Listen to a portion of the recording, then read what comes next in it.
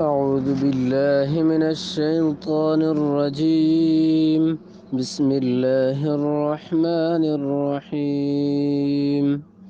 الحمد لله الذي أنزل على عبده الكتاب ولم يجعل له عوجا قيما لينذر بأسا شديدا من لدنه ويبشر المؤمنين الذين يعملون الصالحات أن لهم أجرا حسنا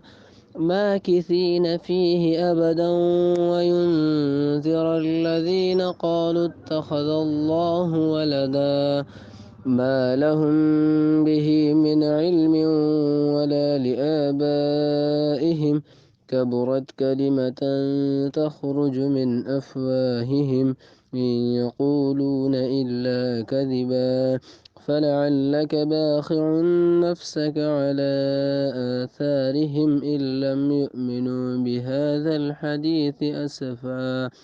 إنا جعلنا ما على الأرض زينة لها لنبلوهم أيهم أحسن عملا